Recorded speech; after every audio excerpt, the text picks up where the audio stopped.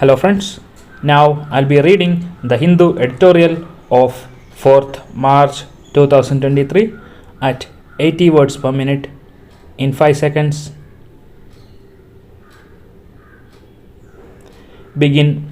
What do Meera Jat, a dairy company director from the Dooni Tonk area in Rajasthan, Pooja Verma, who organized and trained hundreds of women in silk reeling, and Lalita Devi, who leads a farmer producer company with a 6 crore annual turnover in Fatehpur, Uttar Pradesh, have in common.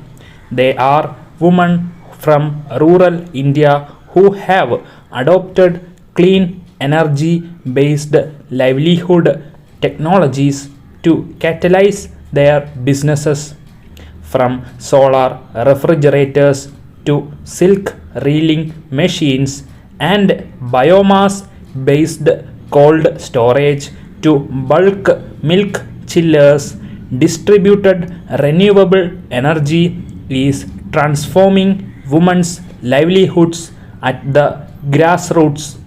A recent Council on Energy, Environment and Water study has shown that out of the 13,000 early adopters of clean tech livelihood appliances, more than 80% are women. DRE powered technology provide an additional advantage to women farmers and micro entrepreneurs by enhancing income opportunities through mechanization. They also free women from several gender assigned manual activities that are laborious. By 2030, India is expected to see 30 million women owned micro, small, and medium enterprises employing around 150 million people.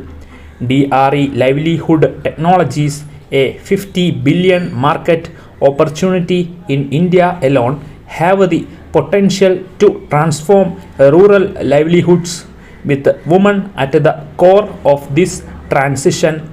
But how do we scale up this impact from thousands of women to millions of them? Here are key steps from reaching rural women as part of the Powering Livelihood initiative. First, leverage the experience of early women adopters.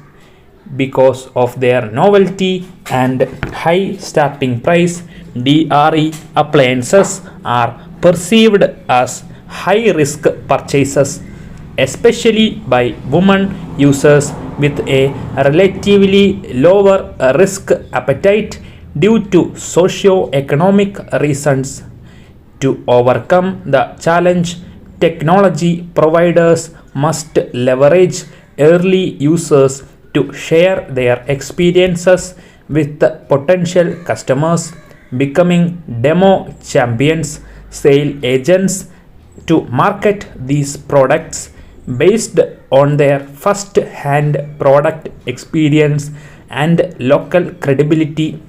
For example, Kisan Dharmbir, an energy efficient food processor manufacturer, engaged Neetu Tandan, an Agra based micro entrepreneur, using the processor to produce fruit squashes and jams as a demo champion. Her demonstration are generating sales leads. Second, organize hyperlocal events and demos. People want to touch and see a high-tech, high-ticket size product before believing in its ability and promised benefits, especially when it comes to women who historically have limited access to new information. These events also create spaces for women to network, become aware of the product, and connect with the people who can help them procure, finance, and use these machines.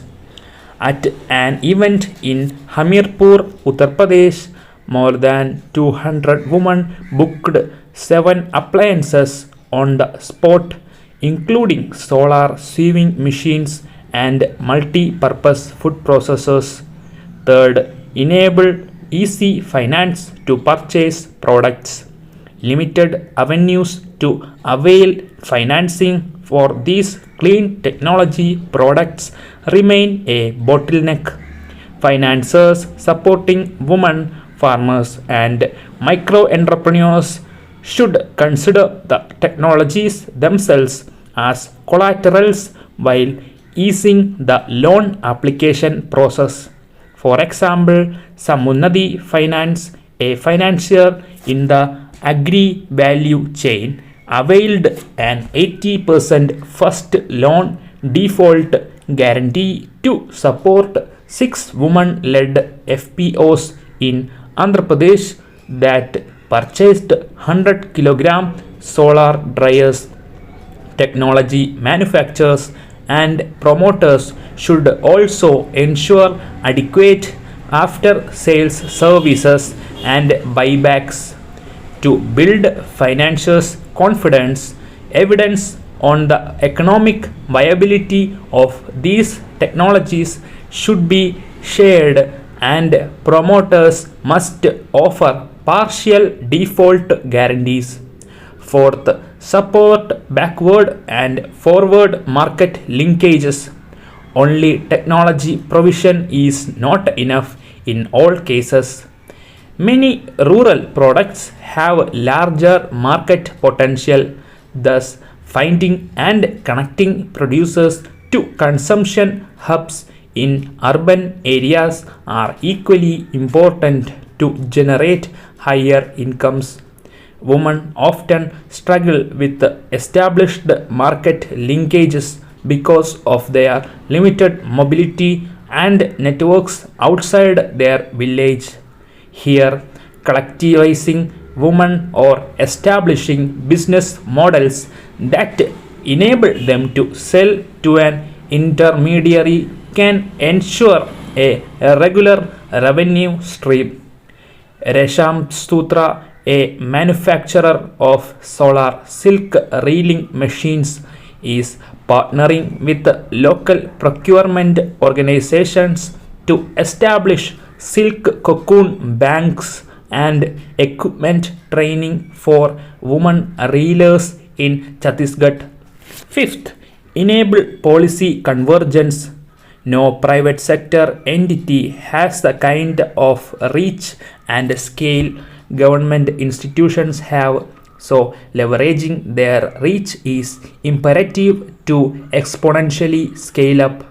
Multiple ministries are working towards promoting livelihoods for women, from state rural livelihood missions, horticulture and agriculture departments, Ministry of Micro, Small and Medium Enterprises, to the Ministry of Textiles. They should embrace clean energy solutions to further their respective programs and outcomes. Much like it takes a village to raise a kid, scaling the impact of clean energy solutions on women's livelihoods needs a village of policymakers, investors, financiers, technology promoters, and other ecosystem enablers. Only then can we truly unlock the potential of rural women and clean technology simultaneously. After the conclusion of 2 key G20 ministerial meetings of the finance ministers and central bank governors in Bangalore and foreign ministers meeting in Delhi without consensus over the Ukraine war, diplomats and G20 officials must pause for a stock taking exercise on the government's strategy for its G20 presidency. Stop. Please join the Telegram group in the comment section for the PDF. Thank you.